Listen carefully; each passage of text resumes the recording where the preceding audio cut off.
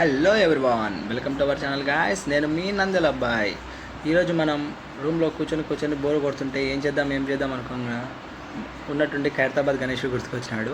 అందుకు వెంటనే scooty start చేసి ఖైరతాబాద్ కాడికి స్టార్ట్ అయిపోయాం.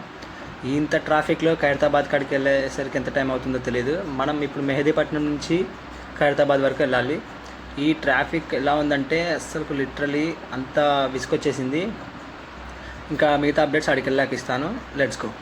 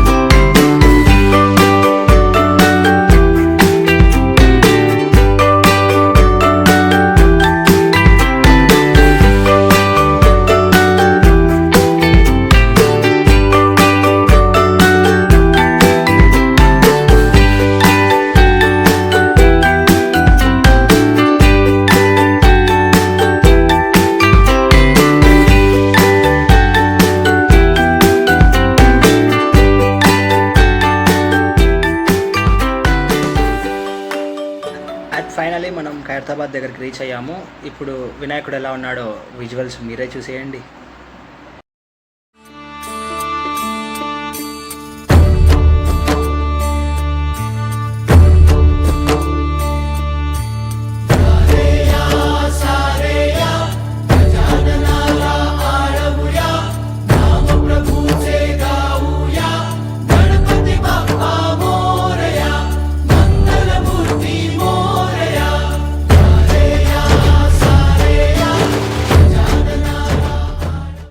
ఈ సంవత్సరం మనకి ఖైరతాబాద్ గణేశుడితో పాటు శ్రీ బాలరాముడు కూడా మనకి దర్శనం ఇవ్వబోతున్నారు. అలాగే ఈ సంవత్సరం ఖైరతాబాద్ గణేశుడు వచ్చేసి శ్రీ సప్తముఖ మహాగణపతిగా మనకి దర్శనం ఇవ్వబోతున్నారు. అలాగే ఈ 70 అడుగుల ఖైరతాబాద్ గణేశుడి యొక్క మొదటి పూజ సీఎం రేవంత్ రెడ్డి గారిచే మొదలు కాబోతుంది. సో ఖైరతాబాద్ గణేశుడు అయితే ఆల్మోస్ట్ పూర్తి అయిపోయింది.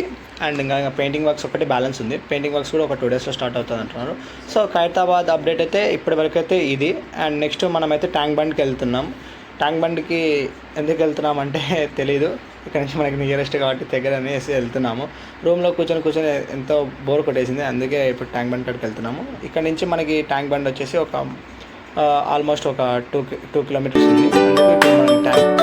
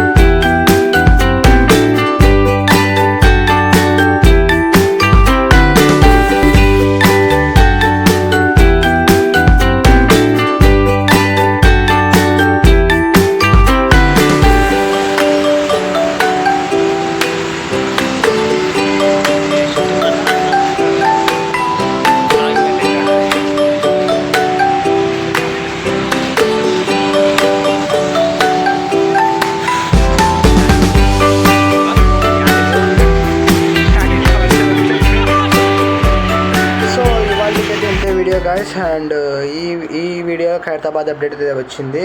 అండ్ ఈ వీడియోలో విజువల్స్ కానీ వాయిస్ ఓవర్ కానీ అంతేం బాగాలేదని నాకు కూడా అర్థమైంది. మనమేమి ఇంకా ప్రొఫెషనల్ బ్లాగర్స్ అయితే కాదు. సో మనం కూడా అప్డేట్ చేస్తున్నాను. ఇంకా నాకు కూడా అయితే ఇది సెకండ్ బ్లాగ్ కాబట్టి ఇంకా ఫీర్ అయితే ఏం పోలేదు.